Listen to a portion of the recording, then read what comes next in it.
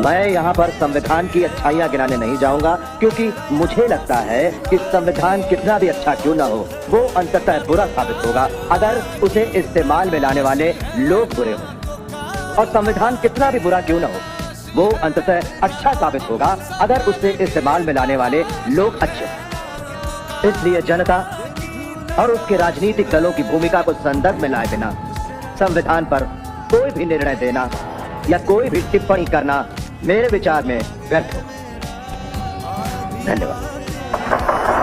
आज हम एक ऐसे इंसान की कहानी में उतर रहे हैं जिसे बचपन में स्कूल में पानी पीने से रोका गया और जो आगे चलकर पूरे देश के लिए अधिकारों और न्याय का संविधान लिखता है। हम डॉक्टर भीमराव रामजी अंबेडकर की बात कर रहे हैं। तो चलिए शुरू करते हैं उनके बचपन से।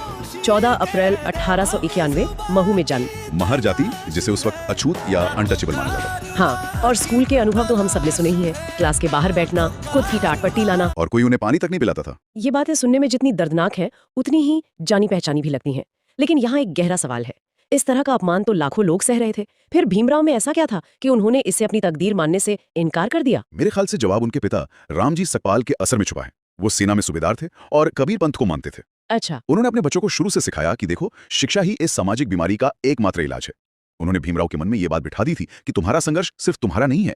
और दूसरी तरफ वही इंसान दुनिया की सबसे बड़ी यूनिवर्सिटीज में से एक कोलंबिया यूनिवर्सिटी पहुंच जाता है। ये छलांग अविश्वसनीय है। बड़ौदा के महाराज की स्कॉलरशिप से वो अमेरिका गए, फिर लंदन, इकोनॉमिक्स में एमए, पीएचडी, फिर डीएससी, बैरिस्टर बने। ये सिर्फ डिग्रियां नहीं थी, ये उस व्यवस्था के मुंह पर एक तमाचा था। बिल्कुल। और ये भी देखना दिलचस्प है कि उन्होंने विषय क्या चुने।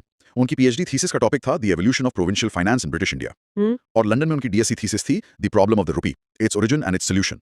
वो उस वक्त भारत की आर्थिक समस्याओं की जड़ तक जा रहे थे। मतलब उन्होंने समझ लिया था कि सामाजिक गुलामी की जड़ें आर्थिक व्यवस्था में बहुत गहरी हैं। जी, उनकी शिक्षा सिर्फ ज्ञान हासिल करना नहीं था, ये लड़ाई के लिए एक तरह से हथियार जमा करने जैसा था। तो उनके पास दुनिया की बेहतरीन डिग्रियां थी, एक तरह से ज्ञान का कवच था। लेकिन सवाल यह है कि जब वो इस कवच के साथ भारत लौटे तो क्या समाज का व्यवहार बदला? बिल्कुल नहीं, और यही उनकी कहानी का सबसे बड़ा टर्निंग पॉइंट है। बड़ौदा महाराज के यहाँ उन्हें अच्छी नौकरी मिली, लेकिन कोई उनके हाथ से फाइल तक लेने को तैयार नहीं था। दूर से फाइलें उनकी मेज पर फेंकते थे, है ना? हाँ, और उन्हें रहने के लिए घर तक नहीं मिला।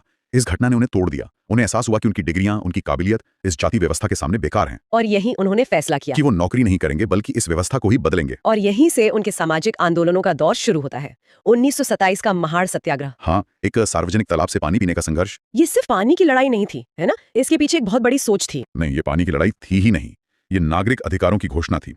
ये इस बात का ऐलान था कि देश के हर संसाधन, चाहे वो तालाब हो, सड़क हो या मंदिर, उस पर हर नागरिक का बराबर का हक है। वो तो कानून के छात्र थे। हाँ, वो जानते थे कि ये सब प्रतीकात्मक लड़ाइयां हैं।